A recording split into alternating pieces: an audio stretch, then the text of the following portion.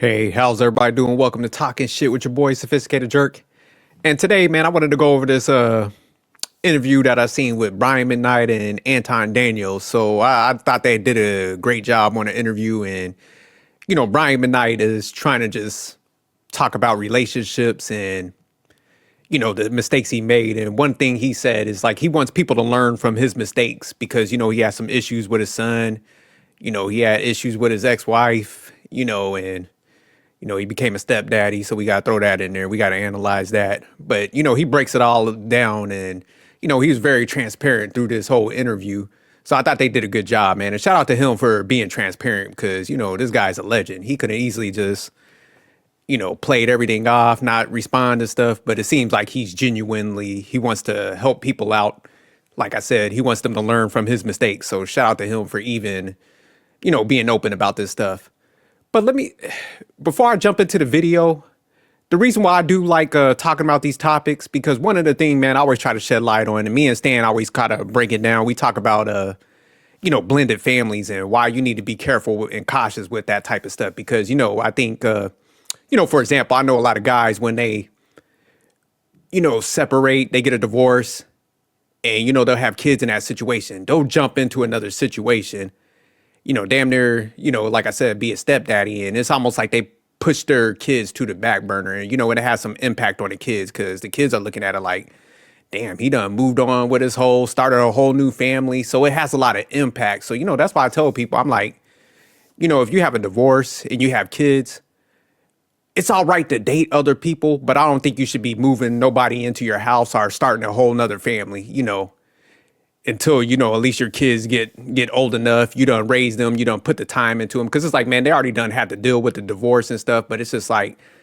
don't just go jump out there, start a whole new family and, kind of leave them behind. It's just like, man, pump into those kids. Cause you already kind of created a situation where they don't have both parents in their life. And it's like, get them to a certain age. And then after that, once they get old enough, it's like, man, that's when y'all could start, moving on and, I wouldn't create a whole nother family, but if you did at that point, they would have the understanding. They would be like, man, nah, my dad, raised me, put the time into me, or my mom, and then they started a family when I was like of a certain age. So yeah, I think people need to start like listening to these dynamics because if you listen to a lot of psychologists, they'll tell you about how it impacts kids with all these different dynamics. So I think people, man, it's like if you care about your legacy and impacting the kids, you should kind of pause on everything. It's like put your desires and your wants to the back burner and raise your kids. They ain't asked to be here. So that's why I do cover a lot of these situations because I just seen how it impact people, man. So that's why I'm vocal with it. I understand people made mistakes and then they did, we didn't have the conversations going like then. So if you did it, this ain't to throw a shot at you. This is just prevention because, people are starting to listen up more and we're starting to do more analyzing on different situations. We're getting more information. So, like Brian McKnight says when he starts talking, he's like, hopefully this will help other people out, by me putting my information out there. But all right, let me go ahead and pull up this video, man, and we'll jump into it. Working. Yeah. How do you maintain a relationship at that early of an age? How old were you when you went on your first tour? I was 22. And then how old were you when you first got married? 20. How does that work? What does that look? Because, and I'm gonna tell you why I say that because people today with relationships are really a big thing. You have women decentering men today. You have men red pilling and saying, you know what, I see what the reality is, and I'm not really sure I want to do this because just as much as I want to get married, I'm just as fearful of divorce. Mm-hmm. But back then, it seemed like it was a lot different, and maybe it was just because we didn't have social media. But then you factor in the fact that you explode after you get married, right? So what does that look like? How did you meet your first wife? So let me preface all this by saying that I hope, and the reason why I decided to do this with you, there might be a dude out there right now who can learn from all of my mistakes. And that's what this is about. It's not about airing out this or doing that or talking. This is, two men talking about how men who are now older can mentor these younger guys into not making, a smart man learns from his own mistakes and a wise. How did you meet your first? Let me pause. So, like, y'all heard him say, like, why he's doing it. And like I said, man, shout out to him for being open because, man, especially being a celebrity and a legend like he is, man, it would be easy for him to, like, not say shit and just duck and dodge and not give a fuck about, like, mentoring the youth. So, nah, I got to give him some props for that. First way. Our two families are two prominent families in the Black Adventist Church. Okay. We both met at the college where I was going to school. She came, okay. I was a sophomore, she was a freshman. We kind of started dating, whatever. Long story short, the next year she gets pregnant. And because these two families, this is back when shame was a real thing. I know, yep, I get it. I already know. And that whole school year, I'd been in the studio every day. I was this close to a deal. And so my mother's like, listen, if I could stay here with my aunt, if I don't get a record deal by my birthday, which was June, she's back home. She tells me she's pregnant and that she's going to get an abortion. Right? I'm like, yeah, we should probably do that. I mean, you're 18. I'm 20. Yeah. Why would we? I'm just about to start this whole thing. Maybe this is the route we need to go. And she agrees. And we have this whole thing. She goes by herself, crying thing, whatever. I'm like, oh, dodged a bullet. I'm going out to sign my deal in California because I got it the week before my birthday. My birthday's in June. Got the deal the last weekend in May. I fly out. She picked up some weight. I'm like, we need to go run? We need to do something? She's like, no. When I leave there and get back to Huntsville, that's when she called me and said, actually, I didn't have the abortion. Did you suspect that she didn't? No, you were of the impression that she had went through with it. Yeah, because when we started dating, she told me about an abortion she had when she was in high school. Gotcha. So this was not the first time this happened. Yeah. Damn. So she had like 2 at a young age. The reason why I'm playing this out right here is because, man, he's pretty much letting people know, like, he got married early and they were kind of shamed into the relationship because, like, how both of their families grew up in a church and stuff. So, he's kind of looking at it now like, yeah, I jumped into that marriage because of that whole situation. But also, it's crazy that she already had an AB, before, getting knocked up again. So, what they be saying, man, some of them church girls be wild out there. So they was definitely rebelling a little bit. And, I've said all this before, so I'm not. Yeah, it's not new information. It's not new. It's not new information. So now I'm like, I got to tell my mom what's going on because now we're past the time for all that. We got to figure out what's going on. You hadn't signed your deal yet? I signed my deal. So you signed your deal? I signed my deal. Got you. I'm signed. I'm good to go. Do you think that played a role? Was that a factor? We'll talk about that in a second. Okay. I don't think so. I think there's a whole other sinister thing that happened, in my opinion. But my mother, who played the piano and was singing in the choir every week, in the Seventh-day Adventist Church, if your kid has a baby out of wedlock, you no longer can hold any church office. You can't sing up in front. You can't do it. You are held responsible for whatever the kids do.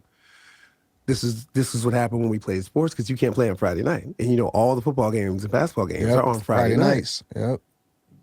This is what I remember vividly. I'm scoring touchdowns, and the pastor calls my mother into the study. It's like, your son is in the paper on the Sabbath scoring touchdowns. Now, if you want to continue to be a member in good and regular standing, that's what you're gonna have to figure this out. So that was that, and it happened to all my brothers. I thought that enough time had passed for me that would be the case. This is the same situation. So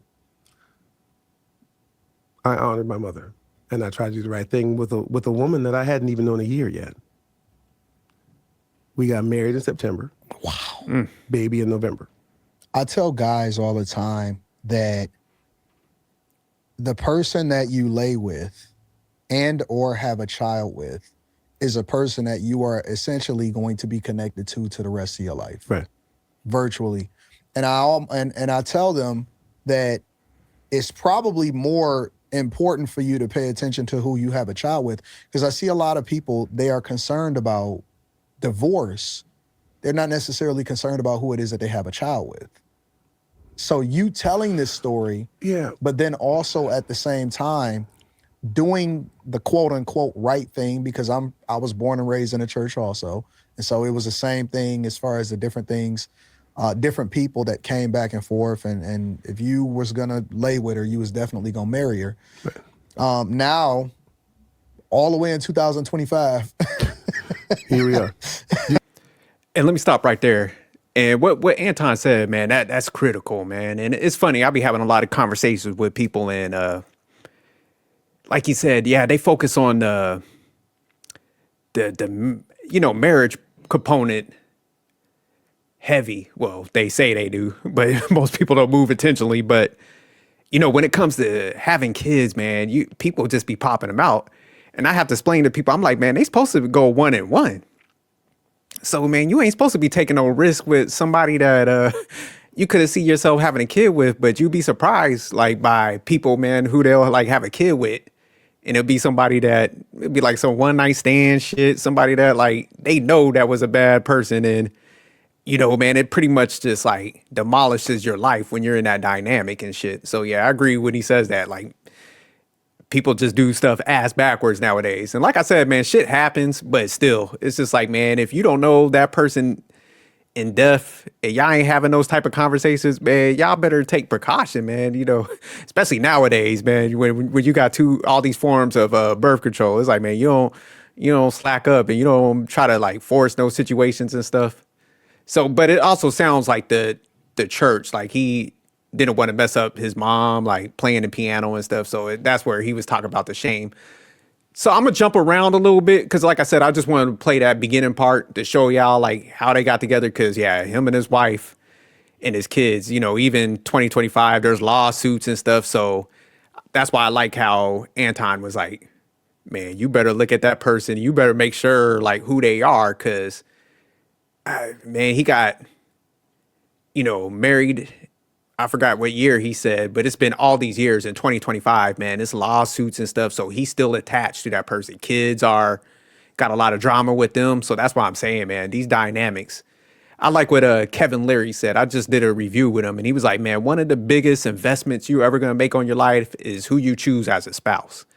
And that's how critical it should be, man. You should be, because I always used to give pushback. I'm like, man, you better make sure somebody brings something to the table. People are like, no, you're not supposed to require anything. I'm like, shit, you better rip apart that person's life. And this is both parties, man. It ain't one-sided. So, yeah, it's just crazy how people just pass up on, like I said, making that assessment on who they doing and just all the reckless stuff. Because it's just like, man, that's, at least 18 years for that kid to grow up. But even if you have drama, man, it could just drag on for all them years, because he's up there in some age. So I think his kids was like in their mid-20s and was still having issues with that. So that's what I'm saying. That's 22 decades and a half of he had to deal with that person that he really wasn't into, but he just jumped in that relationship and they had a kid. So yeah, you got fuck that.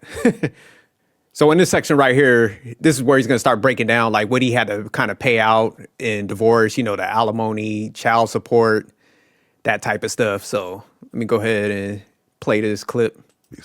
Did you, and I'm okay if you don't answer this question, do you feel like you got taken to the cleaners financially? No. You don't? Why you say that? Because it could have been a lot worse. How did it... How were you able to get through it without it being as bad as it could have been? Because I'm a really, really, really smart guy. Yeah, I understand. And I don't know, Brian. I played the long game. Okay. I made sure to make it as attractive to her as I could. Okay. Without giving up anything that I didn't assume I was going to have to.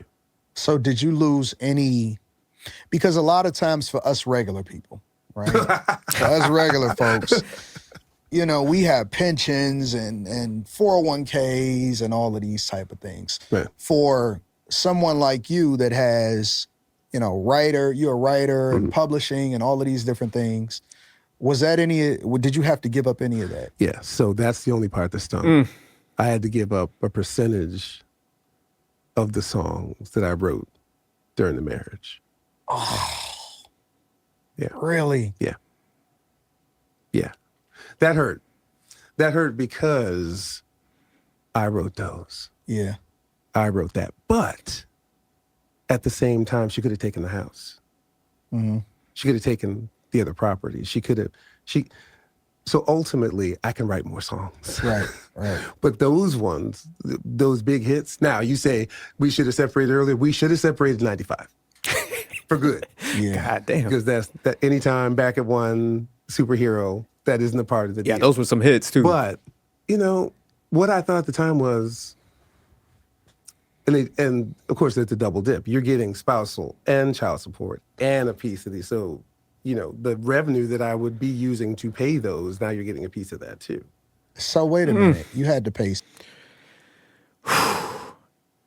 That's why I don't mess with no broke women. Yeah. Everybody always be giving me pushback, and I'll be like, man, you gotta work, and this is why. It ain't because I need the money, because I'm a high earner. But it's just like, man, when you go through that divorce and you gotta kick out, nobody wants to pay nobody. I don't give a fuck who you are. Like, if you got a lot of money, but man, when you gotta start fleshing out them details of the divorce, man, you get left empty-handed sometimes. And like he said, man, I wrote them songs, so there's that emotional attachment to it. So he's not even coming at it like, man, I don't, it's not like he's trying to hide the money. He don't want to pay, but it's just like, man, when you done probably sat down for days and you had to like write stuff, or, you know, if you're an athlete, man, you know, you're going out there, you're getting your body bruised up, man, you don't want to pay out when you had to like put your stuff through that endowment. And, you know, there's like female singers too that I saw, like Mary J. Blige, that had to pay. So, you know, that's just a terrible thing when, you know, I understand the alimony and stuff like that, the breakdown, but it's just like certain things I think should be off limits. You know, if that person had to put that work in, not saying the other person ain't did stuff, because I know people gonna be like, oh, well, that other person is like, man or woman that is artist or something that put that work into that, it's like songwriting and stuff. It's like, come on, man, y'all. Yeah. Like if I was a house husband and my wife was like a famous songwriter, I just wouldn't feel right taking her songs. I'm sorry, I couldn't do it. Spousal support. Mm-hmm. You had to pay child support. Mm-hmm. And you had to give up a percentage of your songs? Yeah. Damn. Oh, yeah. My God. I don't know how you feel like you got ahead then. That's what part I'm trying to figure out. Is it just because she could have took more? Yep.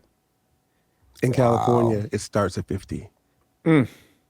It starts at 50? At least then it started at 50, and then they start seeing what else they can take. So that wasn't anywhere near 50% of what I was worth. Yeah.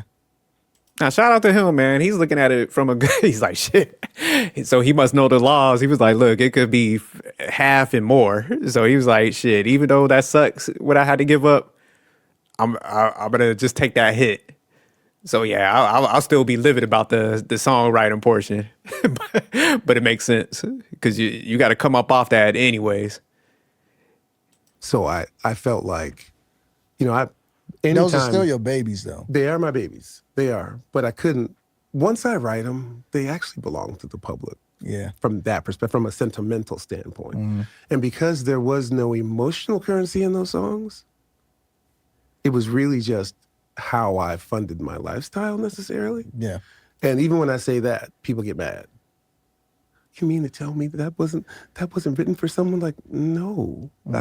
You know, the whole point of me learning to write songs was if I'm waiting on emotional currency, I'm gonna get writer's block because nobody can live that much. I have 20 albums. Yeah.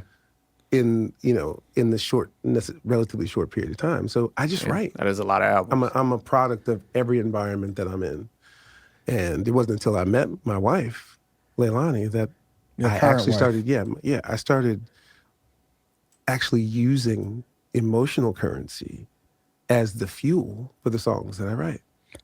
What year did you meet your current wife, and how? Brian McKnight is going to start kind of talking about like, his current wife that he got married to once he got the divorce and all that stuff. And so I was he threw me off a little bit right here because it kind of, like I said, Brian McKnight is a legend, but he turned into a whole fan. He put the coochie on the pedestal right here. I gotta keep it a buck. So it was kind of shocking and stuff, but he seemed like a real humble guy. But so you would think like somebody that had all the mega hits, man, he would have had a little bit more I say confidence, but yeah, shit, he turned into a whole fan out this mug out here. So yeah, let me let me go ahead and play. Y'all see what I'm talking about. How did you guys meet? So we met in 2012, and my wife was on hiatus from. So this was 10 years after you had already gotten divorced. And so I've been divorced 22 years. Damn. Wow. Okay. So this was 10 years, but we didn't start dating yet. When I met Leilani, she was like, I'll tell you the most incredible story. I met her at a fitness convention. I had invested in a fitness product with a buddy of mine, and she was signing calendars for Maxim. Okay. When Maxim was a thing. Yep, right? I remember. I'm on the aisle with this fitness glove. She comes walking down the aisle. I thought she was an apparition. I didn't think she was real. Damn. I had never seen a woman that looked exactly how I would have drawn her if I wanted her. This is what I see coming down the aisle to me. Yeah. And I prayed to God and prayed to God, and I was like, God, just let her talk to me. Let her just, But you're Brian McKnight. Doesn't matter. Doesn't matter because you've seen not this women not this trying to get to you. No. Shows, albums. No. You got not the this. Craziest voice ever. How do you? And don't get me wrong, because she's a sweet woman. Like I actually met her.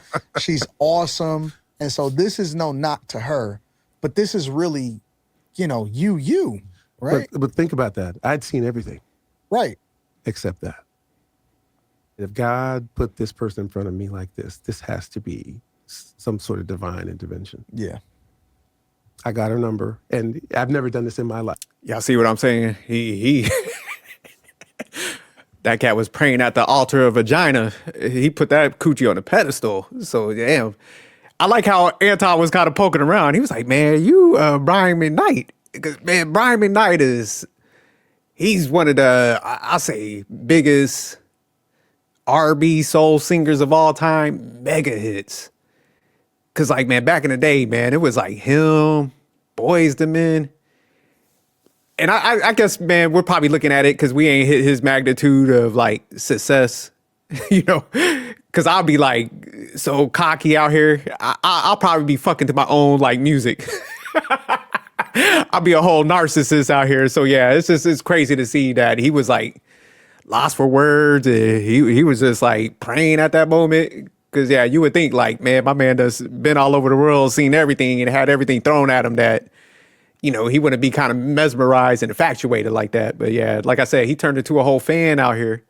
So she I put her number in my phone right then and called it because I was so concerned that she gave me a fake number. Really? Yep. And I said, listen, let's you turned into a regular person. Dude. I was like, can we get a coffee or something? She's like, listen, I don't live here, but I come every night. I'm going to meet a colleague over in Santa Monica. I'll call me tomorrow or whatever. Yeah. I had to stay there about another hour, but on my way home, I called her. I was like, hey, it's Brian that you just met at the thing. Where are you? She's like, well, I'm in Santa Monica. Now, Santa Monica is not on my way home. Mm-hmm. She's like, I'm in Santa Monica. I was like, okay, bet. So I drove towards that way. Wow, really? Yeah. And I'm like, I'm in Santa Monica. Where are you? She's like, oh, I'm at the end of the pier at the Mexican joint. I was like, okay, I'm coming down. I just want to see you. So I'm walking down the thing and I can't find her. I call her again. And then I finally see her. She's about 30 yards away and she sees me and she starts running. And she jumps into my arms. And I'm like, in my brain, I'm like, shit sound like a Lifetime movie. but damn, she had to be a bad motherfucker. Because keep in mind, he ain't even hit yet. And my man done turned into stalker mode. Drove up there, so shit, this must be a bad motherfucker. Well, she was in a Maximum magazine and fitness.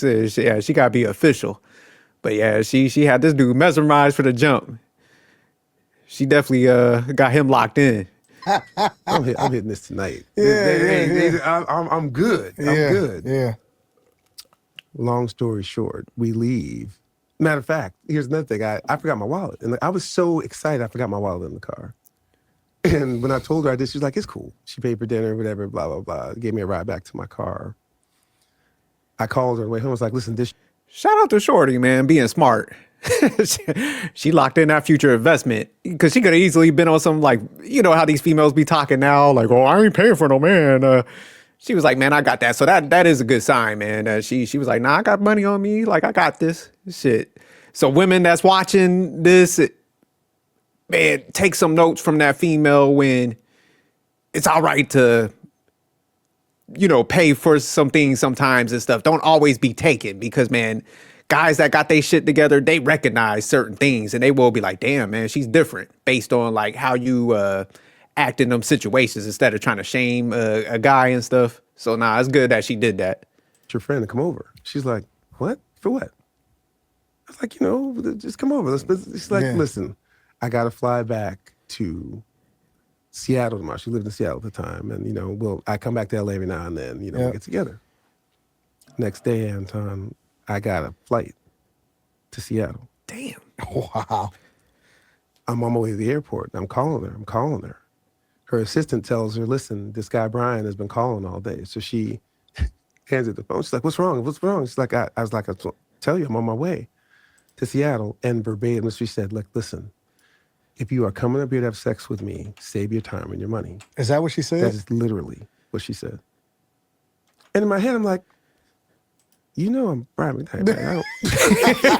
I don't. She's like, I don't care about all that. If I want to get to know you, not this you or this persona. Yeah.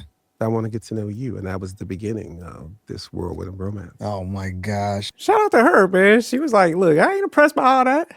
You know, shit. She set the terms and the conditions, but she held herself as a good woman, man. She wasn't all like what they call them, like a groupie or nothing like that. So she held her stance, you know, met up with him. Like I said, paid for that situation when he left his wallet. And then she was just like, hey, I'm not like that. So it kind of makes sense why he was like, damn, this is different. Because, I mean, she does operate different. Because, yeah, she G-checked him. This y'all keep in mind, this is Brian McKnight. This is, like I said, this is a legend. So, man, for her to throw him off like that, that's what I'm saying. Like, yeah, not only is she bad, but she also, like, wasn't for the streets or anything like that. So, okay. She just completely took you over. But I can by remember being authentic. We dated and she came, the first time she stayed at my house, right? She goes into the bathroom to change her clothes to get ready for bed. Yeah. I'm like, okay, finally. This is like a year later. Really? Like, finally, she's coming over. She's in Anton, she came out of the bathroom with what looked like a scuba suit on. All the way up to here, all the way down to there. I almost want to ask her, what was she thinking? She gets she doesn't get in the bed. She just lays on top of the covers that says goodnight. Wow. Now the whole night I'm sitting there like, well, do I try? If I try, do I? Yeah. And that's, that was sort of our relationship. And then, 2 years later, we actually started dating for real. Wow. Okay. Yeah. And then you got married. You guys married when? In 2017. So you have been married for 8 years. Yeah. Coming up 8 years this December. What is it like being married to the person that you feel like if you would have drawn them, this is who they would have been? I wish I would have been a virgin when we met. Really? I absolutely do. Because that's how I feel. I don't remember what life was like before. Yeah. Don't care to, don't want to, don't. When you are actually in love with somebody, everything that you ever thought about that is true. Every cliche is true. We wake up in the morning. We were just, making the bed this morning, and I'm just all smiles. Yeah. Because that's your person. Mm-hmm. everything that we do. We spend almost every second of the day together. And it never gets old. It's never, we don't have to try. Yeah. It is the most special thing that's ever happened in my life. I seen the way. This is where I got to give some pushback to him. It's like, man, that's cool. You found another woman. But I do think sometimes, man, when you got like kids with a situation, I think you got to kind of be careful how you talk about stuff. Because even the point where he was like, man, this is the best thing that ever happened. It's like, man, you also got kids. You know what I'm saying? So me personally, like I'm glad, man, I've been married 20 years, never been married to anybody else. Same thing with my wife. And I'm glad I'd never had to experience this.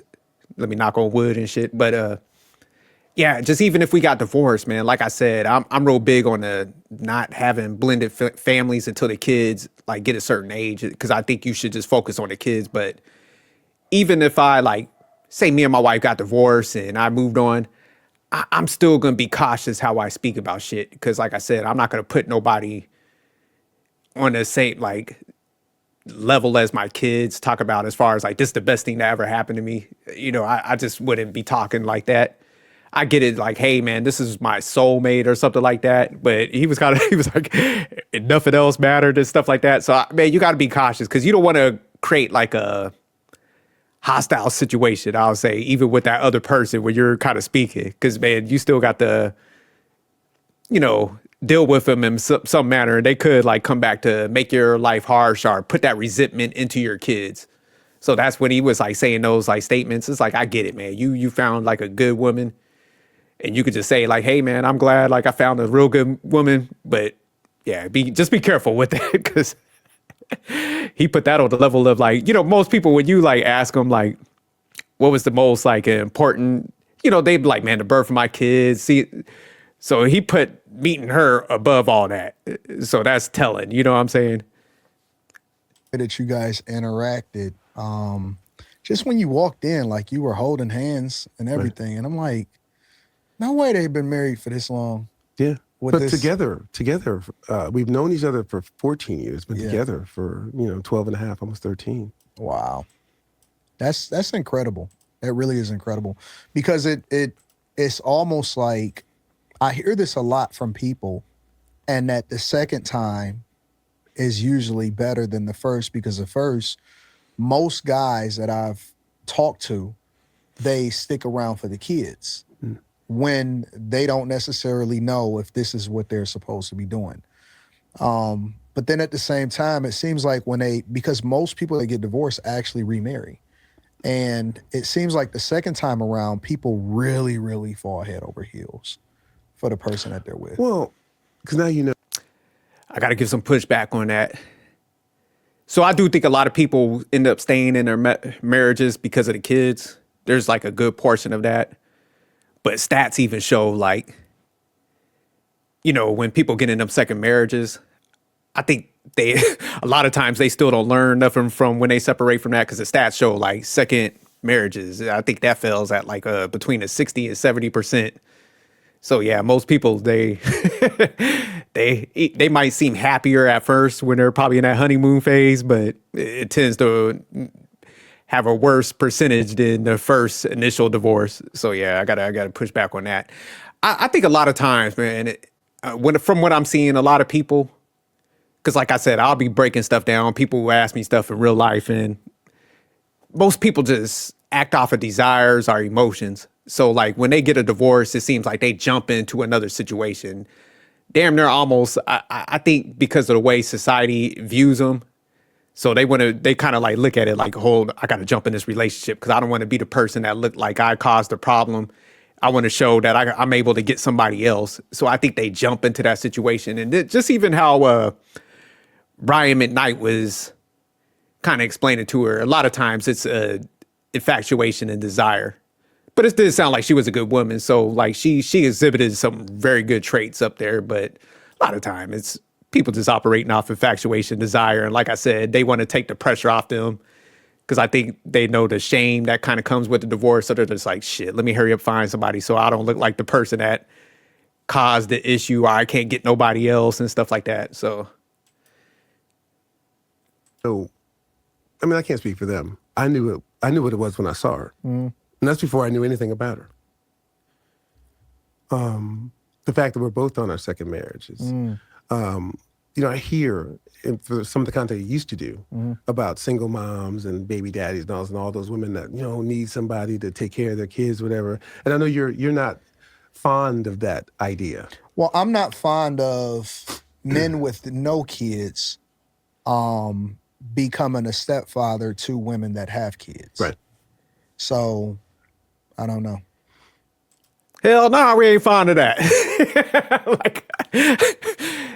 Man, a lot of people take offense when people say that. Cause like I said, man, I'm in my 40s. So realistically, I would have to date somebody that had some kids. Cause I'm just not with the whole dating young girl shit. I'm not gonna do that. But like I said, if I date somebody, their kids would have to be at the house. Or if I did, like somebody, I'm be like, man, we're gonna date until your kid leaves the house. So I would never move in. And the reason is not because I look down on the whole situation, because it's just like I said, if you look at the psychological reports on this and the different breakdowns, when people are moving people in these houses, man, it impacts the kids because they're already dealing with the divorce of a parent. And then when somebody else comes in, man, the kid is kind of like, damn, okay, I'm being replaced. You're replacing my other parent. So it could fuck them up because it's like you got all these dynamics. So it's like if I come in somebody's house, man, of course, I'm going to be on some leadership shit. So that's another dynamic, a layer that kid got to face. And then if that person has kids, that's another layer that kid has to face. So that's why it's a lot for kids to process. So I would never move in because of that and impact that kid. So I'd be like, look, man, get your kid to the finish line.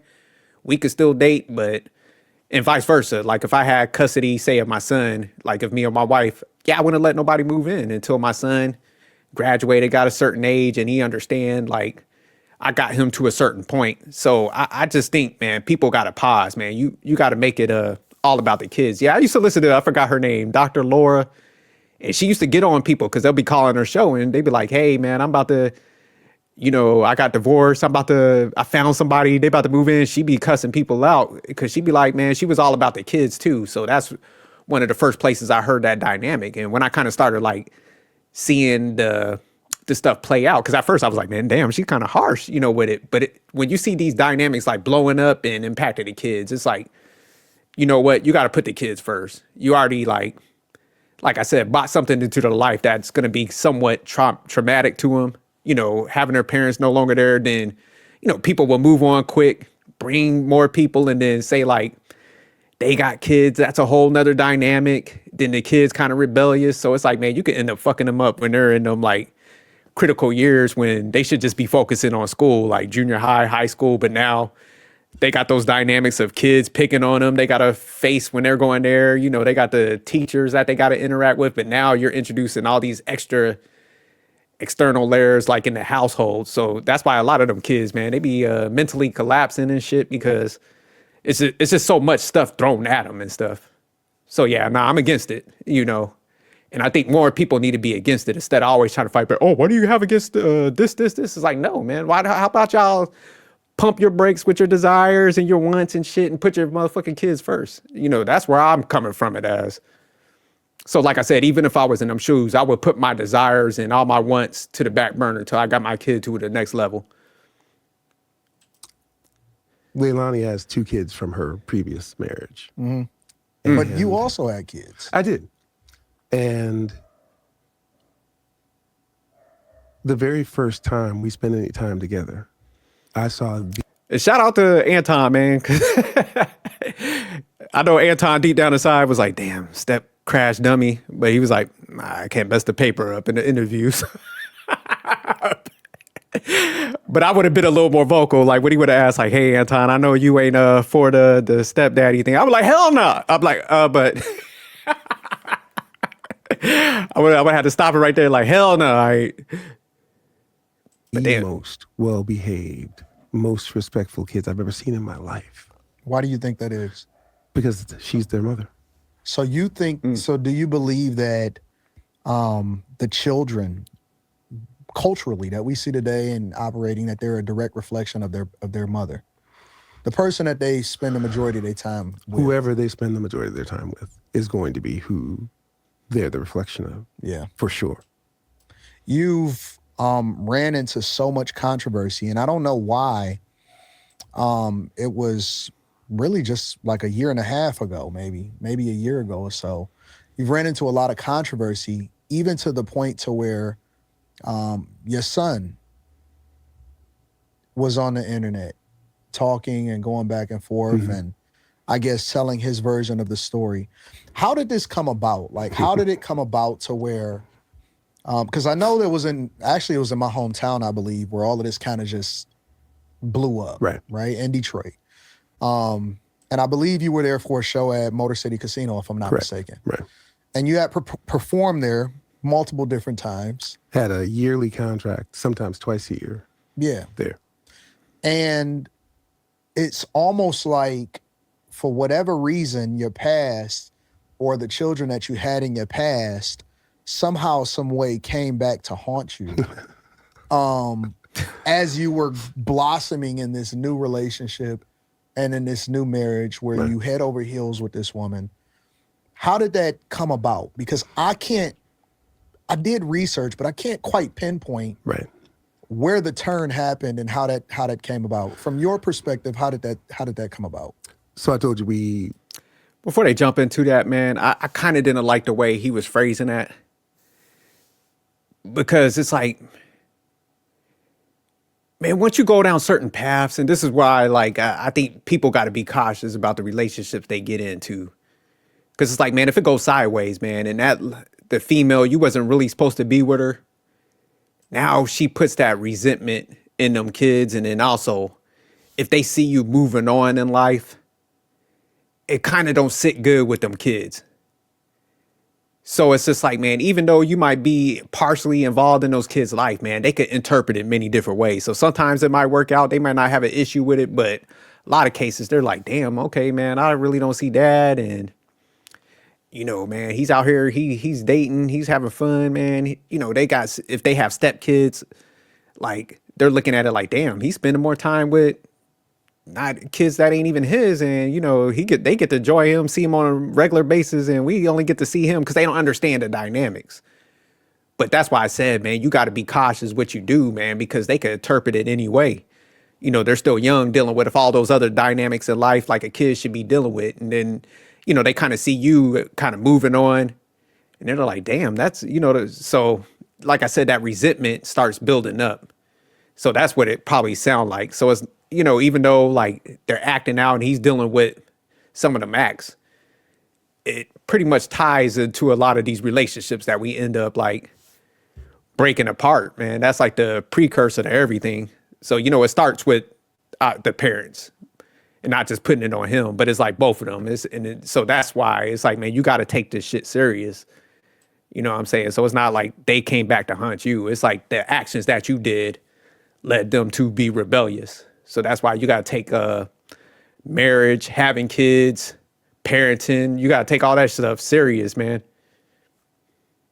Split from the first marriage in 2001. Mm-hmm. We divorced in 2003. Okay. So in 2003, my two sons from that marriage were 14 and 11. In 2003? In 2003. 14 and 11. 14 and 11. Okay. When they turned 18 and 15, in that space, it was birthdays, it was summers with me, it was holidays with them. And even once, I think in 2006, I had her and her whole family come stay at my house for Thanksgiving. Really? Yeah. So you guys weren't clashing from 2003? The only clash we had was when the older one decided he didn't want to be in school anymore. Is this the oldest one? Oldest, yeah. He didn't want to be in school anymore. And I told her, it's like... And you were paying for the school? No, they were going to a fantastic public school there. Okay, got you. In Raleigh. Okay. So they weren't in college at the point where he was... they were in high school and middle school. I got you. she decides to take them both out and homeschool them. Okay. And I said to her, this is not the decision that you need to make. So, okay, before we get into that, Right. though, the co-parenting Right. between you guys, Right. no problems No whatsoever. problems. None. Because it was quiet on all fronts None. up until recently. None. Okay, so No you guys issues. were co-parenting. Yep. She had moved on with her life. Right. You had moved on with your life. Correct. And then now, the oldest no longer wants to go to school. Doesn't want to go to school. Because And then remember, she took them from LA with all their Correct. friends, took them to North Carolina. Was that against your will or? No, I didn't want to cause any problems. I understood that, you're getting $18,000 a month. It's going to go way. Wait, I'm sorry. How much? Oh, I didn't tell you how much? How much were you paying? $18,000. Is that child support and? $10,000 spousal? Wait, $8,000 spousal, and then 5 and 5 for the 2 kids. Okay, wait a minute. So how long were you supposed to be paying spousal support? So the spousal support was supposed to go until the younger one turned 23.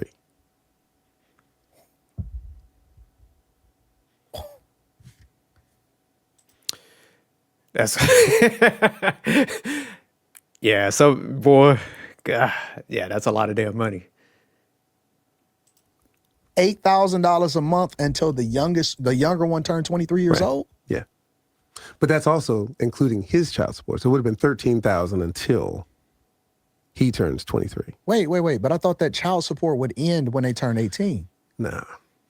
I agreed to that because I had a lot more going on at the time. That's highway than what- robbery. I'm sorry. It was, but it was nothing compared to what it would have been. So it I'm made sorry. sense. That's highway Made sense. robbery. But listen, it gets even better than that. So That's more than $200,000 a year. Yeah. It's right up there. It's right around that. So Real quick, I think his issue that probably came back to haunt him listening to this more was allowing him to move across country and him not being close. And I think, man, me personally, I would want to live in the same area as my kid. So like if they live in one city, I'm gonna live there too. Because it's just like I'm gonna be involved in their life. Now, if I gotta travel, I just gotta travel. If I gotta take on some inconveniences. Because like I said, when you got that split with the different households, like what he said, they had the issue with the school situation. But see, if you're more involved in their life, you're closer, you're gonna have more of an impact. Because like he was kind of painting the picture, he only gets them on certain times and, summers.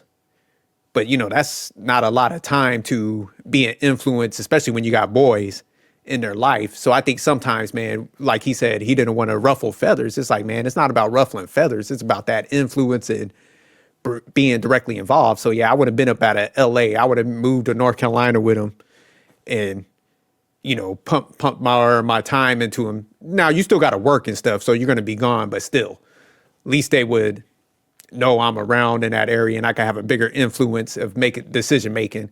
Because once you start only being there partial of the time, that other person gonna look at it like, man, I deal with them on a majority of the time, so I'm gonna do kind of what I want, so that it would kind of help negate some of that, thinking and stuff like that. when they turn, so that's going on from 14 and 11 till 18 and 15. So the oldest turns 18. He wants to come back to California. Mm-hmm. So I say to her, listen, I don't want them to be separated. They want to be in music. They're getting good. I'll take them both back. But I'll continue to pay the child support if you're worried about not getting that extra. Wait. Damn. Okay. So you were willing to continue to pay the child support, even though you were also willing to take the children in? Yeah. That's crazy. The older one, when he turned 18, that $5,000 stopped. So now it's just 13. Yeah, but I mean, that's just, Right. that's standard procedure. That has Right. nothing to do with you. I was concerned that she would say no because the plan that I had for them, since they weren't going to go to college, that they wanted to be in music. I'm on tour. I'm on several world tours at this point. She agreed to let them come back. She continued to get her money. And I took them all over the world with me because I said, listen, you didn't grow up like me. I grew up singing in front of people, in church, everywhere. You guys have learned in the studio, and you're great, but you need to know what it's like to be out here on stage, to know the grind of having to have lobby call and be on time, the grind of having to do sound checks and be there and perform. And so come out with me. I'll have a section of my show where you guys can come out. I can introduce you. You can start to feel what it's like. And we did that for a while, a good while. Right up until...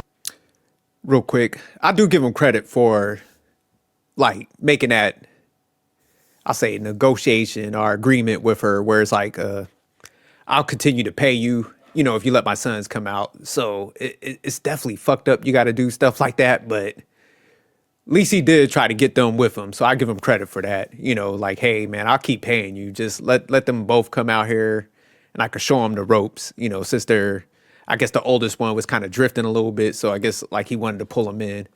So I do give him some credit for, you know, reaching out and still trying to pay her. But that's why sometimes some of these dynamics, it's just like with people that irritates me, not with him, but it's just because I was talking to my wife about some of this stuff. And I was just like, man, it's supposed to be what's best for the kids. And it just seems like people are too fixated on the money. So I guess I look through stuff through what I would do. Like if I was somebody and I say I had the kids, man, I wouldn't want no money. I'd be like, man, we got to do what's best for them. You know, let me take what I'm just owed for myself if you're going to take the kids. But it seems like sometimes you got to flash money to people just to get your kids and put them in the best situation, where that should be just the thing from the get-go. You shouldn't have to get paid to relinquish your kids to a better situation. That's just crazy to me. And yeah. But that's why you got to be careful who you deal with, man, because everybody don't have the mindset of like putting the kids first, man. Well, there's so much going on at this point. They're back with me. They, you know, every day I have about 20 kids in my house, just on the floor. There's weed. There's all this other kind of stuff going on. So wait a minute. So they're with you. They're with me. But now they're starting to get out of control in a sense. You know, in the midst of all of this, I got these jokers in my house who will show up, come in and not even speak to me. Like, hell, Miss McKnight, you know, thank you for having us or anything like that. It's like, it's crazy. Yeah. The things that are going on. Both of their girlfriends are living at the house, along with all these other people who just, you know, sleeping on the floor, sleeping, you know. So they're living like rock stars. Oh, yeah, completely. Because when I'm gone, my cars are there. My bikes are there. Everything, you know. Because you're on tour. I got to lock everything down. I got to remember, because but they all have their own cars. That's the other thing. You know, we'll get into that in a minute. But things just started getting out of control. So we did a tour where it's my brother from Take Six, my two boys, and myself. It's sort of like a McKnight. We're going to, you know, the next phase of what we're doing. We got 4 shows left. We come home, and the two boys say, yo, we miss our girlfriends. We ain't going back. We're done. We're done here. No. Real quick, I would have threw all them motherfuckers out the house. There would have been some ass whoopings in that house. Yeah, ain't no way in hell, man. But this is what happens. And that's why I said earlier, I'm like, you shouldn't be allowing your kids to go like out of state. You need to be in that same general area. Cause I think, man, when people do that, then it's like, man, you kind of have that guilt trip where you got to be kind of the fun parent where, you know, cause you see them on such a limited basis. It's almost like you have a little bit of that regret. So it's almost like, let them do whatever they want. So even him kind of taking them in, it's just and showing them the ropes. They just didn't appreciate that because there's a little bit of entitlement and stuff. And it's just like, man, you got to make people kind of grind and earn stuff out. So it's like, man, hey, look, I'll let y'all go to the studio, but y'all got to get a job on top of that. Then if you show like progress and you're responsible, I'll let you go on tour. So it's like, man, you got to have them steps. But I see why he kind of did it, because it's probably like, man, I want to really be part of their lives now, because they had that separation, and he got a little too laxed on it, because it's just like kids got to have structure. It's like I get where we want to be the nice parent or the fun parent, but it's just like, hey, man, they're gonna cut loose. So some kids could like hold structure and be disciplined, but a lot of times, man, you just can't do it like that. They in LA, they partying up. So they said, fuck that tour. They were like, look, man, we got our girlfriends here, man. We got some whips. So that's why I'm like, you got to make them a little uncomfortable, man. You got, if not, like I said, they're going to have that entitlement and they're going to be a little lazy, because they're like, hey, dad got this shit. So Anton said they was living out like rock stars out there. The promoters, everything's like, what's happening? What's going on? Yeah. I'm like, I got to go do the rest of these shows by myself, which is fine or whatever. What most people don't know is that before Leilani ever moved in with me, we were already becoming estranged. She's the one that brought us back together. Wow. It was 2015, my birthday. And we have that moment of, let's get it together. Let's try. My wife facilitated that. Wow. And then she was my girlfriend. Yeah. So she wasn't even your wife at the time. As a blended family, Jack and Julia, who are Leilani's kids, who are my children now, we did so many things all together. But remember, we're not married yet. Not married yet. Somewhere along the way, when we decided to get married, that's when things started to go sideways. Why do you think that is? Well, I could speculate. In my opinion, if you had to speculate. In my opinion, the narrative about me was that I wasn't capable of loving somebody. I wasn't capable of being a faithful husband. I wasn't, capable. And he'll never get married. Oh yeah, he can act like this. He can put this woman on his Instagram, but he won't get married. Well, now he's getting married. Well, he's not going to get married. He's not going to go through with it. Even so much so that, it's crazy. When I was out in the street, doing everything under the sun, because I lived my 20s and my 30s. Yeah. As a single man. Yep. No problems. No anything. So Nothing. It wasn't until you actually started to transition into really being that faithful, that person that they weren't expecting for you to become, that then it started to create that environment or that problem. Because I wouldn't have become that for them. Oh, okay. See, and that's what I was saying. It's almost like they're probably cool with you dating and stuff, but once you start, like she has her kids, they're around you, like he was saying, man, we're always together. They're looking at it like, damn, okay, man, you're all giddy with her, and because kids gonna have questions, man. They're gonna be like, why aren't you with my mom? Why are you doing this? So that's why I'm like, I get people want to move on with their life, man, but you do gotta like, that's why I say you gotta get your kids to a certain point, then, move on after that.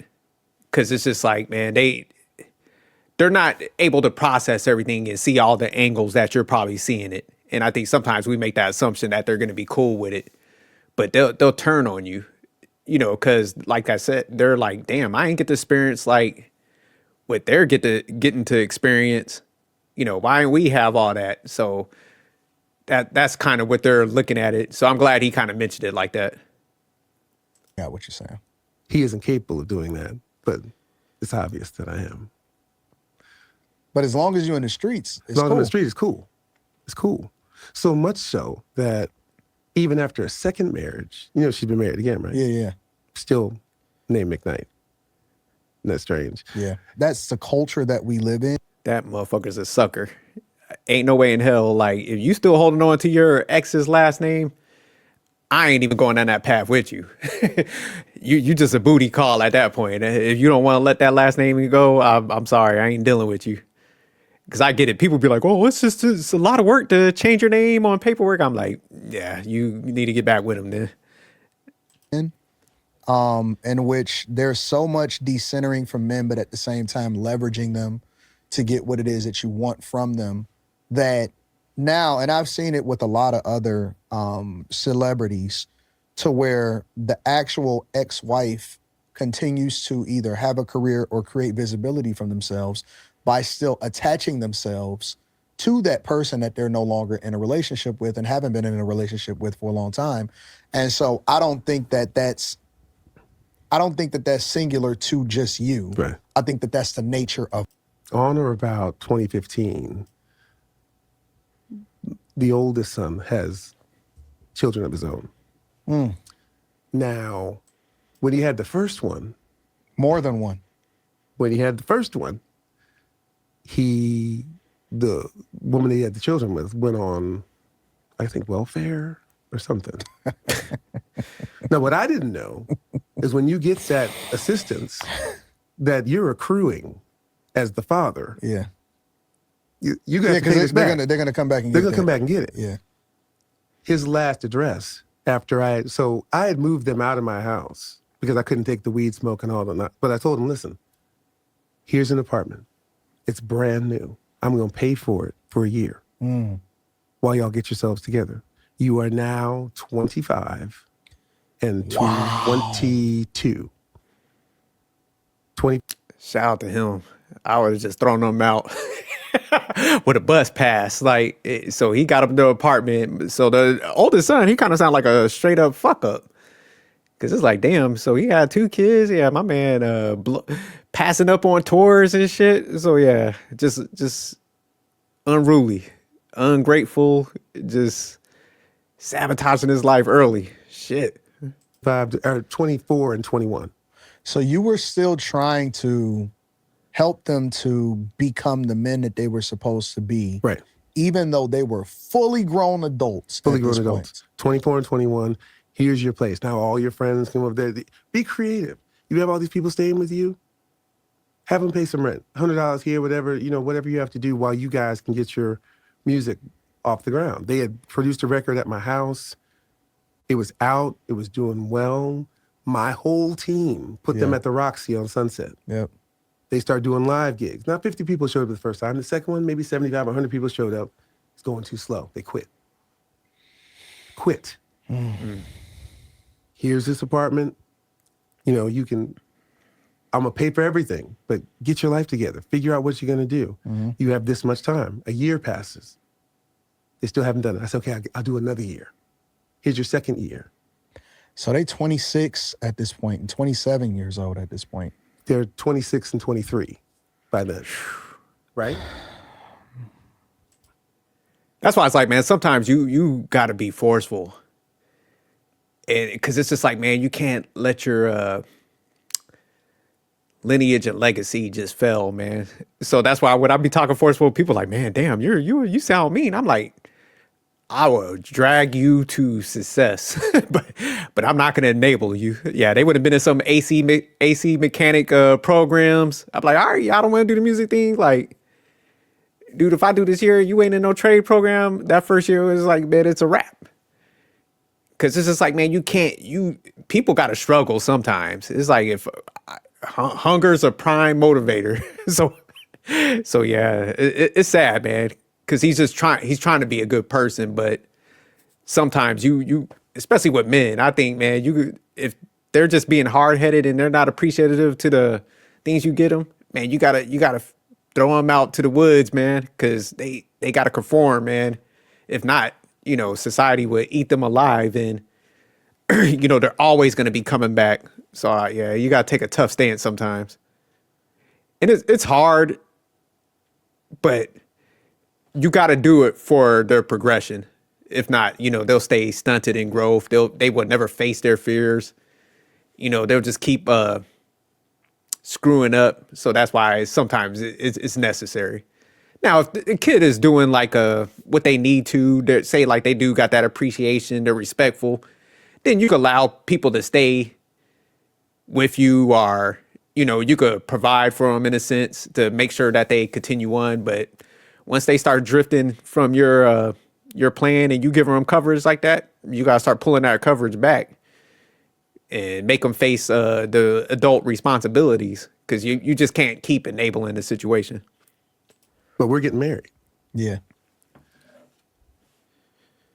I'm leaving to go out of the country, and I get detained. because The they're child looking support. for him. Yeah. And we have the same name. Yep. Yep. He now has 2 from that same girl. And Leilani and I and her mother, we had sat them down and said, listen, what are y'all going to do? You got to get together. Well, she says to me, well, he told me you were going to pay for everything. As a grown man? When the second one comes, he comes and tells me that he just happened to be over there and she raped him. And I'm like, what? What is happening? This is where we are now? Yeah. So we go ahead and get married. Yeah, when that girl, if I would have been at that table, she was like, oh, he said you gonna, I'd be like, both of y'all gotta go. I would have threw everybody out the house. So yeah, that's messed up. But yeah, it makes sense because he probably was like, hey, my dad got us. Shit, I'm gonna ride this free apartment out. But yeah, Brian was like, all right, I had enough. In a fairy tale ceremony, I'm gonna give you all the video so you can see it. About 6 months later, the oldest calls me. He's like, listen, I don't have a place to stay. Can me and my new girlfriend come live with y'all for a while? Both of them? Mm-hmm. So this isn't even the original girl? No. Wow. Damn. As a father, I had to put my foot down because if I give in to this again, I said, no, you're going to have to figure this out. You're now 26, 27 years old. You got these 2 kids you're not taking care of. Yeah. You got this woman who now he has another baby with. So he a 2-time baby daddy. So he's got this, and it's not about the baby daddy. And I'm just, that's it's just about, what it is. Just you got what to it is. take care of your business. I'm not here to take care of, I got my own stuff I got to deal with. Yeah. Take care of it. So now he's having to deal with things on his own. And that's when, in 2019, when we decided to leave LA, he goes on his Instagram and tells everyone that he was abandoned, that I abandoned him and his brother. Abandoned. Yeah.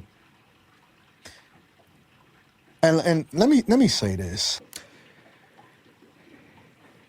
So that's messed up. Because it seems like Brian definitely pumped a lot into him. But like I said, man, when kids have that resentment and you just you wasn't around them all that time to give them the mentorship. Like I said, it's like, man, you got to be the fun parent. You try to overcompensate for that. Like, okay, man, let me do this for them. So within that process, man, it kind of enabled those guys. So it's sad I had to go down that path. But like I said, man, a lot of times when you have a lot of these complex dynamics, your kids, for some reason, man, it always kind of goes down to your kids. So not saying like you intentionally try to do anything wrong, but it's just like they look at, marriages are relationships. They're like, well, my parents got divorced. They're all right. So they kind of mimic some of that behavior and stuff. So it like leaks down. So now the son has, like Anton said, he's like, man, he's a 2-time like baby daddy, man. And you got to call it what it is. Shit.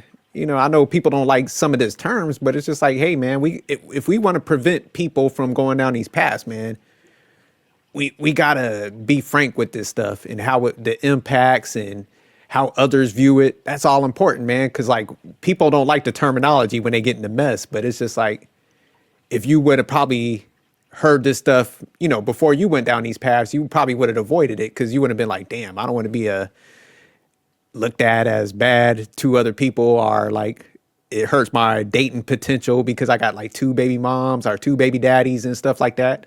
So if people say like 20 years ago would have been talking like this, a lot of people probably be like, man, hell no, I don't want that stigma on me. Or, I don't want to be portrayed like that. So that's why it's important to actually have these conversations and not get distracted by people like, oh, you shouldn't be saying that. It's like, nah, hell no, we gonna talk about it. Because we actually, if you want prevention, you got to be frank. But yeah, that son, he's something else.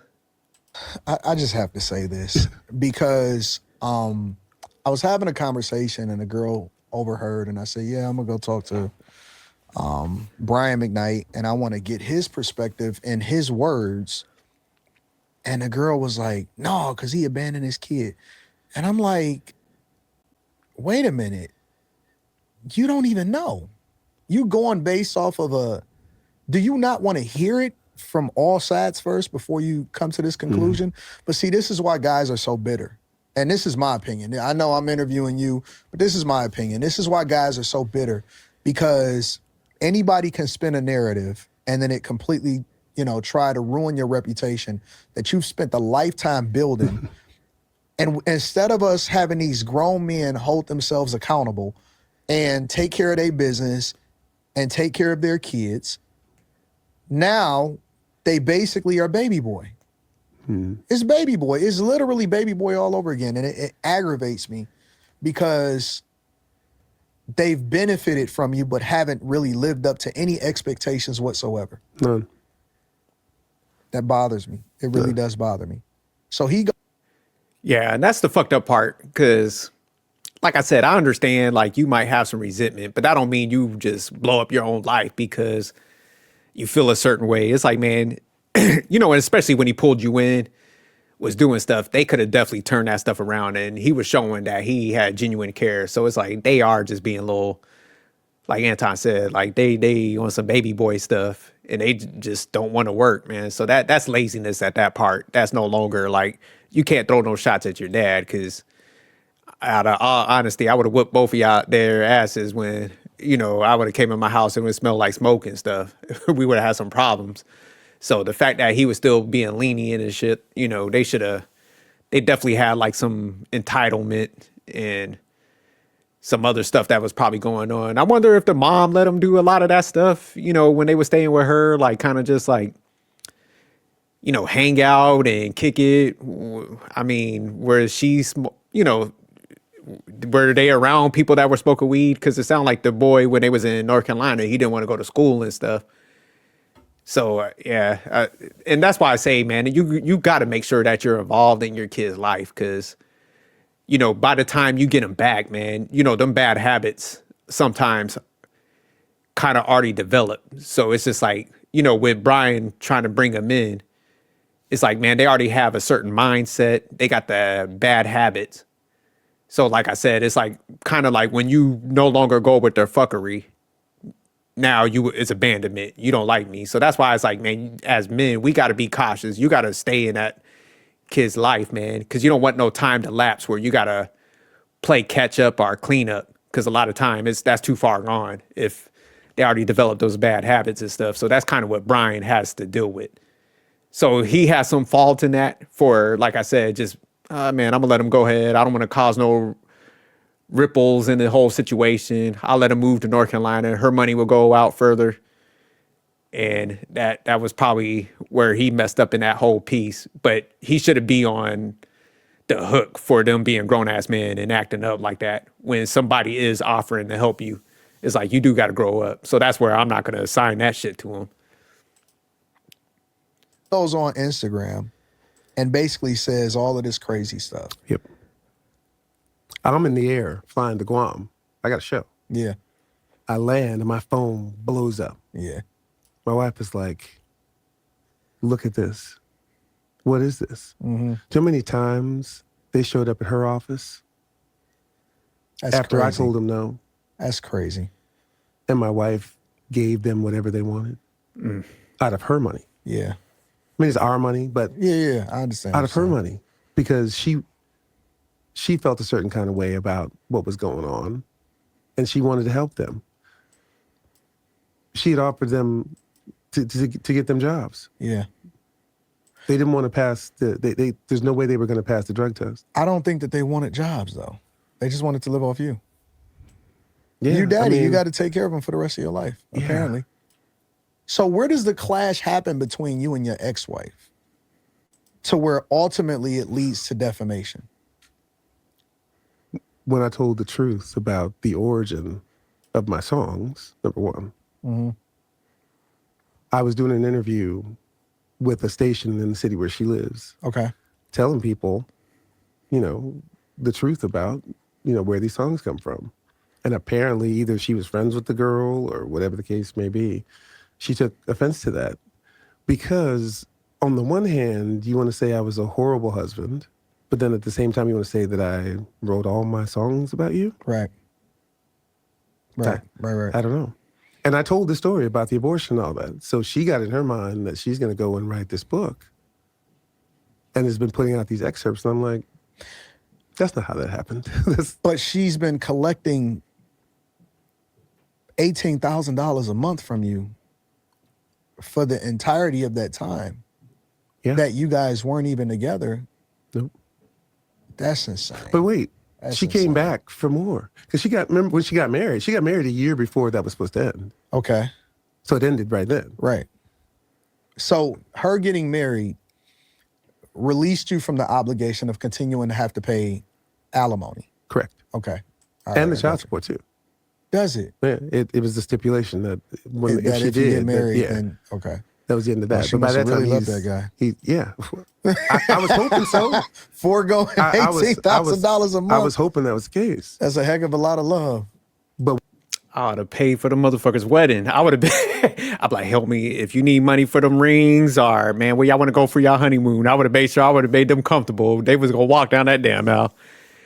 But just to back it up a little bit, I think where he messed up is, man, sometimes you got to leave stuff out of interviews when you're dealing with these situations, because it's just like, man, if they feel like you're throwing a shot, she was like, man, I'm gonna do this tell-all book. So even though you're being, it's your truth. That's why I said, man, it's like, I got kids with this person. They're probably gonna take everything personal, because think about it, man, at the end of the day, you're Brian McKnight. People don't even know her name. So even though they might move on, there's still that, like, you're still held as a legend and shit. So in her mind, like, when you say something, it's just, you got a big microphone where they're going to be listening in. Oh, he throwing shots. Oh, I got to tell my side. So I think sometimes people, man, you just, man, give broad statements and you might have to lie sometimes just so they don't go out there and do no crazy shit. Cause some of these people, not to be mean, but they don't have a lot to live for if they didn't go out and have a career, build themselves up when they was getting that money. So it's just like they're hanging on to anything. So yeah, guys, man, just sometimes you don't need to answer every question. And if you think about that question and it might seem like you might throw a shot, just dumb your answer down. Cause man, you don't want none of that smoke that comes from them type of people. So like she's doing a tell-all books. It's like, man, some of the shit you could avoid. So yeah, I think he kind of overstepped in some of those like interviews, not trying to be malicious or anything like that, but just when you answer stuff and they're gonna view it as a swipe. So yeah, you gotta do better at that. When that stopped, she then came back and got another $250 on top of that. 250 what? 250,000. No way, B. For a publishing thing I had gotten 10 years before. Seriously? Yeah.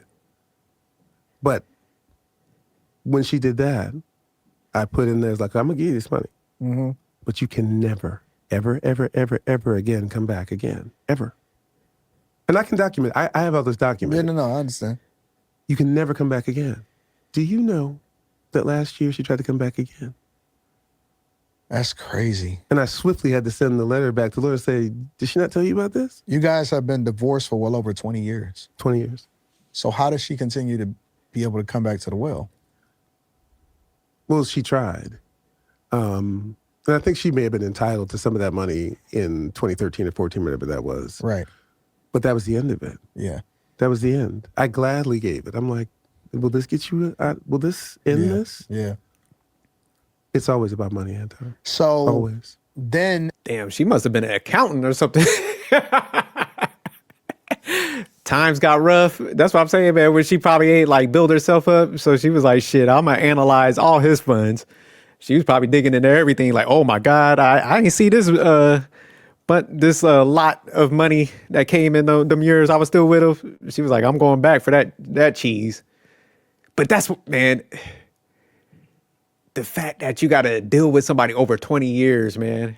I understand like splitting stuff up. That's what I'm saying. Like, now let's move on. But them people, man, they stay attached. That's why I was like, man, I don't deal with broke chicks.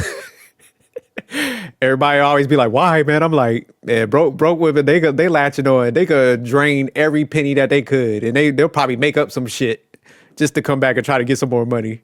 So men, y'all better start listening to like these interviews and stories that people talk about what they had to go through. Cause like he said, Wise is like, man, I ain't got to go through them same shit if I listen and I maneuver right. And that's how I was when I was young. I looked at stuff blowing up and I was like, oh, hell no, I ain't going down that same path as them idiots. So yeah, that's why I adapted my lifestyle. I don't like taking losses. I ain't trying to lose with y'all. Y'all think that should be masculinity. Be like, oh, well, you shouldn't be worried about taking these losses. I'm like, yeah, I'm crazy as fuck. If I earn some money, I want to keep it. So that's where I'm different from most guys. I don't like taking these L's. I don't give a damn how much money I got. You can give me Brian McKnight money. I want to keep all of that. At some point, you file a defamation lawsuit. What is that? Well, we got to start sort of before that. Okay. So that post was in 2019. It's been 6 years of this nonsense. Right. Everything that I've just told you has been sitting on my page. And that's when I said that I disowned them, because you can't try to ruin my name. Yeah. Try to ruin everything that I built and then think you're going to inherit. I think people don't understand what these terms mean. And you, somebody who's created something, understands that when you die, someone is going to inherit. Right. You get to decide who those people or persons are going to be. Correct. Why in the world? And I see people say this all the time. There's nothing my children could do. I was like, I disagree. I disagree. You tried to tell people, because there are people who will say that there's nothing I can do. And that's fine. But just know you're doing it based on lies. I think that they disagree too. You're doing this based on lies. I don't believe that they believe that. That's what I did. I chose, and I've chosen who's going to inherit. Right. You can't try to ruin me and then think that you're going to inherit on top of that. So is there any possibility?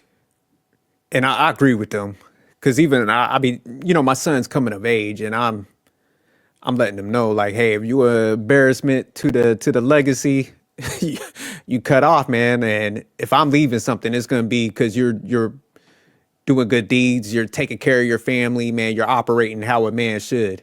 I got you. But if not, yeah.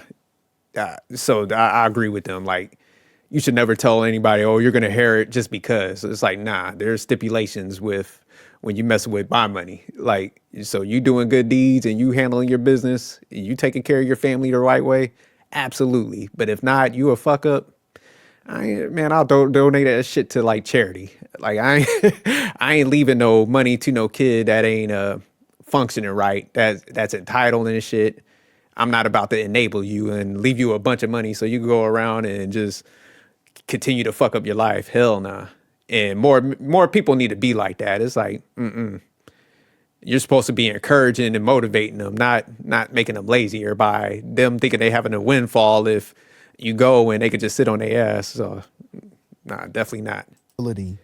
And especially like in this case, man, if you throwing shots at my name, don't come back for the money then. Because it's just like, as a man, it's just like, it's all right to feel how you feel. Because like I said, these dynamics do cause strains on relationships. But like, if I felt that way about somebody, I'm going to make sure I'm successful so I don't ever have to interact with you, because I'm not going to try to eat off your name, but throw shade on it. So that is shady as fuck. And it shows like your mindset when you do shit like that. Because like the wife, even for her to try to do a tell-all book after, been trying to come back for money and stuff, it's just like, man, you're just money hungry. You're kind of solidifying the fact that he left your ass. It makes sense why he didn't want to be with you. And you're showing your true colors at this point. And the sad thing is, like I said, sometimes that resentment comes down into your kids, man. So, these stories, man. I'm glad I don't have to deal with this. Of reconciling, right? Let's say, for example, hypothetically, that they get their lives together and they take care of their business and responsibility, and then they apologize for some of these things. Do you ever see yourself ever coming back from that? Or do you just want to completely wash your hands because it's almost like enough is enough? The time has come and gone for that. Yeah. How would you know that someone is actually sincere? Yeah. If they've doubled down and tripled down and quadrupled down, even as of today, the threats, death threats on my infant son, death threats on my wife, death threats on Jack, death threats on Julia. Those things don't go away. The damage that you have done has gone so far that there's no coming back from that. That's unfortunate. It really is unfortunate. So, okay. So now you got the judgment, right? How do you feel about this judgment that was ruled in your favor? I believe it was for $8 million. So it's not about money. It's about what has been done to us. Yeah. What is that actually worth? She doesn't have $8 million. Yeah.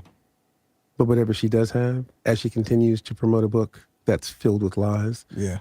when we got it, it's just filled with yellow. That's how ridiculous. There's no dates. There's no times. It's so convoluted and confusing. That's what this is all about. Yeah. People can sit back and they can judge me and do whatever they want to do, when all they really had to do was go on YouTube and click, and you can see, oh, there they are as adults singing together. Well, people aren't going to do their research, right? That's it's too much work for people to do their research. But it's funny. They can go on and write a lengthy comment. Yeah, though. of course. Absolutely. Seems like to me it'd be a whole lot easier, particularly with someone who was apparently so beloved. It's funny to me when they say, oh, I was such a huge fan. Well, my actual fans were there. Yeah. And they saw, and they know that this has all been BS from the beginning. Yeah. What's the future like for Brian McKnight? Because you've accomplished a lot. I think that you're at the tail end of this, I don't want to say persecution, but this headache that you've had to endure through for an extended period of time. What's the future like for you? Like, how do you see things playing out? Do you plan on moving again? How does this end? I got to tell you, having Junior in my life, when you read in the Bible about how God puts these two people together and they're fruitful and they multiply, Yeah. I finally felt what it was like to be in love with someone, to sit down and say, hey, let's have a baby. Yeah. And to make that come to fruition, to plan it, to be there, to the excitement that comes along with all of the things that you dream about with that. Was that her suggestion or was it your It suggestion? was both. It's funny, Leilani's dad at our wedding was very prophetic. Neither one of us was thinking about babies. And he's... Real quick, like I said, it's bad enough with the blended families. But I tell people, man, and I say it all the time, like if I would have got divorced, I would have had no more kids with anybody else. Because like I said, the whole perception of like, starting a whole new family that the kids got to kind of witness, I would never have done that. Because like I said, I take, raising kids very serious. And not saying that he doesn't, but I think a lot of times people just don't think this stuff out. So yeah, I just looking at the kids that's coming from the divorce, and it say like you go on and you have kids with that person. It's just like, and they stuck over there with their mom, and then you don't kind of moved on. So I know it happened later when the kids were older, but still, it's just like, even the kid getting the name Junior, you know what I'm saying? So sometimes it's like, not to say the kids should be acting out how his was with the whole entitlement, but I do see why some kids are like, you know what, man, fuck my dad, and or my mom in certain cases when they just move on like that. So yeah, I could never possibly do that. Like I said, I had one kid. I was going to only have her with one woman. I was about to be like, have multiple, women. I got pregnant, and I didn't want to create those dynamics and stuff. Because like I said, the kid could always look back at that and be like, damn, he done named that whole kid Junior. So yeah, from perception wise, man, you don't know how kids could interpret that. And I think people just need to pause a little bit before jumping out there and doing all this stuff. And creating, like I said, all these new situations and stuff. Because he even seems just like happier. So I know he went through some shit with his sons, but it's just like, you know, when you're hearing it, you're just like, damn, you know, say like even if I was a good kid and didn't do all that drama and stuff, but you know, just hearing this would be kind of hurtful. It'd be like, fuck. Like, like, damn, you done gave this my man Junior and stuff like that. So whenever I saw dads do that type of stuff, I'm like, man, you ain't give your first son Junior. You just need to let that go. Yeah, don't name like your second and your third like a Junior or something if you ain't give it to that first one. You bypass that whole naming thing because you know you could just create unnecessary resentment between siblings too. What advice would you give to younger guys that are considering getting married early or considering having a child early? What is the recommended age? And I know it's based off of maturity, but if we just had to shoot an age out there, what do you think is an age where guys should probably start to evaluate whether or not they actually want to be in a relationship long term and if they want to have a child with the woman? I think it's some of the same things you talk about. You know, until you are financially responsible, until you are mature enough, until you meet who you deem to be that one person that you know that no matter what happens, you're always going to be together. I don't think you should be entertaining that at all. And I don't think you should be having sex with anyone. I don't think you should be out here playing the field or doing any of that because this is the way lives are ruined. Yeah. Period. You said that something that you said in this interview that resonated with me. You said that if you had to do it again, you wish you would have been a virgin. Yeah. With meeting your now wife. What does that mean? Like, because a lot of people won't be able to really put that together because I think that we live in a culture where everything is at your fingertips. I mean, you can go and pick up your phone and find anything you want to find at this point.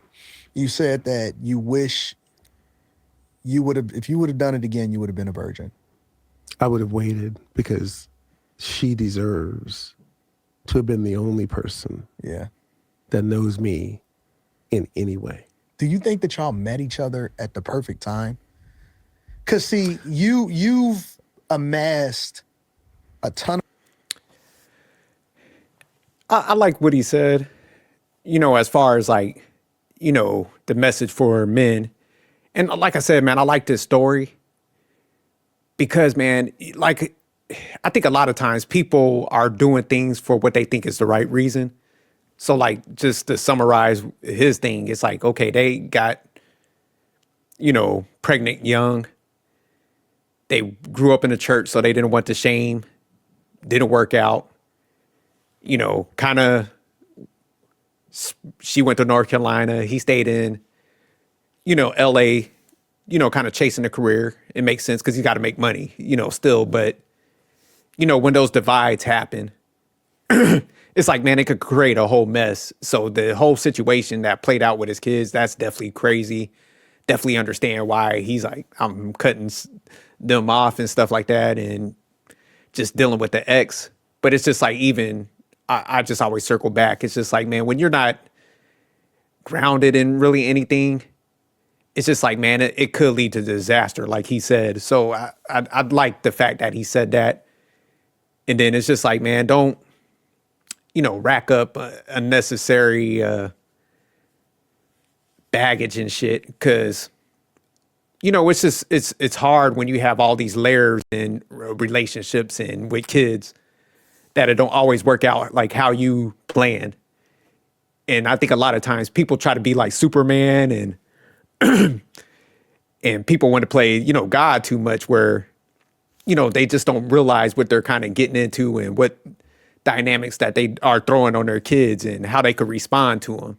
So it's like, man, you don't even want to roll that dice and stuff and play around with your legacy and stuff. Cause it's like, man, you could have one that kind of played out like his, man, where it's just sad. Cause, you know, he talked about, I think the younger son passed and there was some drama. I don't want to play that segment, man, because I don't think that's right to people's families talk about that. But it was like a whole mess with that where, you know, go watch the whole interview. He was talking about that. And I know that was like kind of tough on him and stuff like that. So that's why I always talk about these things. And it's not to take a swipe at people, but it's just to put awareness around this, man. Like, yo, man, let's start thinking about the kids. I get we want to move on, but it's like, man, once you step into these dynamics, man, the kids don't ask to be here.